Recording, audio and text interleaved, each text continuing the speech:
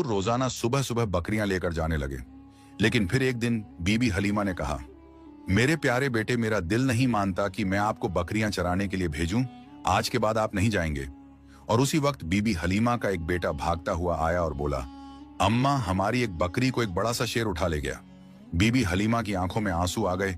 जब प्यारे नब्बी ने मां को तकलीफ में देखा तो फरमाया, ए अम्मा, रो नहीं, मैं अभी जाता हूं और बकरी को शेर से लेकर आता हूं। बीबी हलीमा ने कहा, बेटा, वो बहुत खूंखार शेर है, वो अब तक हमारी बकरी को खा गया होगा। प्यारे नब्बी ने फरमाया, जब मैं मोहम्मद शेर से अपनी बकरी मांगूंगा तो मुझे यकीन है शेर वापस करेगा।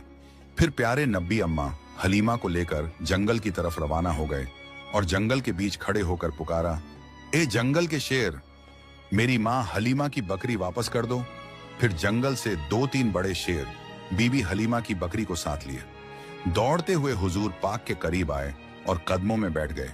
प्यारे नब्बी ने फरमाया, ए शेरों, क्या तुम्हें पता नहीं कि ये मेरी मां हलीमा की बकरियां हैं? बताओ, तुमने मेरी मां की बकरी क्यों उठाई?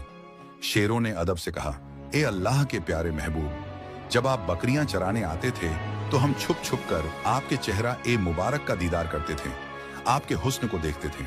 ऐसा हुस्न हमने कभी ना देखा था। लेकिन जब आप 3 दिन तक बकरियों को लेकर नहीं आए तो हम सब बेचैन हो उठे।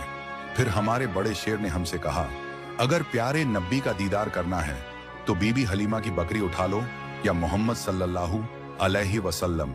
बहाना तो बकरी का था, पर असल में आपके जलवे को आंखों से देखना था। आप सल्लल्लाहु अलैहि वसल्लम ने शेरों को प्यार से देखा और बकरी लेकर वापस घर आ गए। जब इस मौजे का लोगों ने सुना तो हर तरफ शोर उठ गया कि हलीमा का 3 साल का बेटा शेर से बकरी वापस ले आया। वो सब ताज्जुब में थे कि ये कोई आम इंसान तो कर नहीं सकता।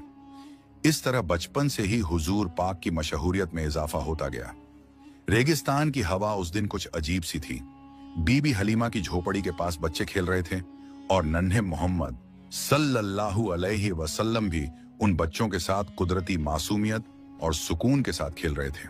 अचानक खेलते खेलते आपका चेहरा सफेद पड़ गया और आप जमीन पर गिर पड़े। आसमान से 2 फरिश्ते उतरे। उनके हाथों में चांदी का तसला था जो बर्फ और झमझम के पानी से भरा हुआ था। उन्होंने हुजूर को उठाया और नरमी से लिटाया और आपका सीना ए मुबारक चीर दिया। बच्चे दौड़ते हुए बीबी हलीमा के घर की तरफ भागे और चीखते हुए बोले, मोहम्मद के साथ अजीब वाकया हुआ है। बीबी हलीमा और उनके शौहर हारिस दौड़कर वहां पहुंचे। उन्होंने देखा कि नन्हे मोहम्मद जमीन पर लेटे हैं। बने रहे।